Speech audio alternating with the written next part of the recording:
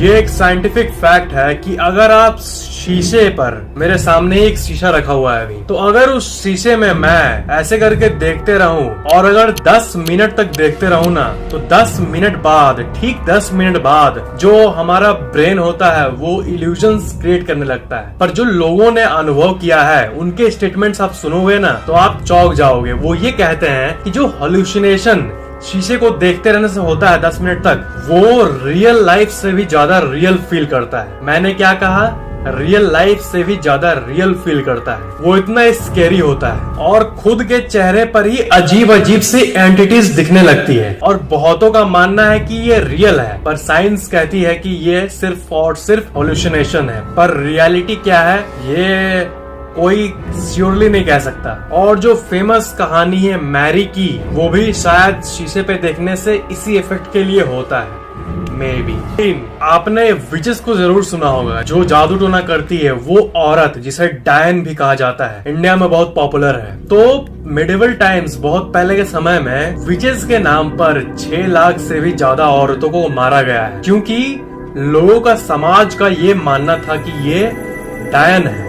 सिर्फ इसी के लिए लाखों को मारा गया है। पर कोई नहीं जानता कि विचेस वाली ये जो हुआ, मतलब कि इतिहास में एक ऐसा समय था जब ये सब पीक पर था। विचेस, डायन, ये सब का जो एक्टिविटी, जो कहानी होता है वो पीक पर था। तो 6 लाख से भी ज्यादा औरतों को इसलिए मारा गया क्योंकि वो एलिजिडली शायद विचेस थी लोगों के हिसाब से। जो पहले के एल्केमिस्ट्स होते थे वो ऐसी लिक्विड को इन्वेंट करना चाहते थे जिसे यूज करके इंसान हमेशा के लिए जी सके। और एलिजिडली बहुत लोगों का मानना है कि ये एक्चुअल में किसी ने इन्वेंट किया था। मैंने आपको पहले भी कहा है कि जो ब्रेथ टेकिंग इन्वेंशंस होते हैं उन्हें बहुत लोग दबा देते हैं। जैसे वो कहानी जिसमें एक इंसान वाटर्ड पावर व्हीकल को बनाता है लेकिन उसे मार दिया जाता है। वो एल्केमिस्ट ऐसे तरीकों को इन्वेंट किए थे, स्पेसिफिकली एक ऐसी लिक्विड को इन्वेंट किए थे जिसकी मदद से इंसान हमेशा जी सकता था। पर वो लिक्विड किसी हादसे में लॉस्ट हो गई थी। पर स्टोरीज के हिसाब से उस लिक्विड को नष्ट कर दिया गया।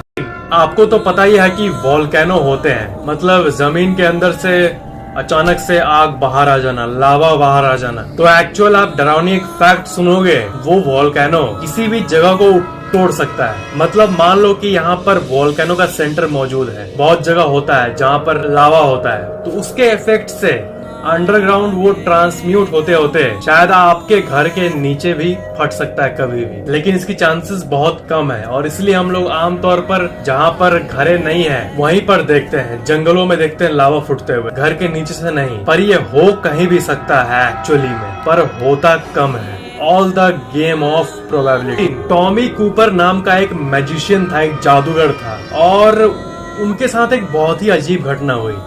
घटना क्या हुई, उनकी वो लाइफ का एंड था उनका। वो मैजिशियन लाइव मैजिक परफॉर्म कर रहा था और अचानक से, मतलब एक ऐसी सीन को इमेजिन करो आप कि मैजिक शो चल रहा है और ऑडियंस देख रही है, बीच में उन्हें हार्ट अटैक आ गया।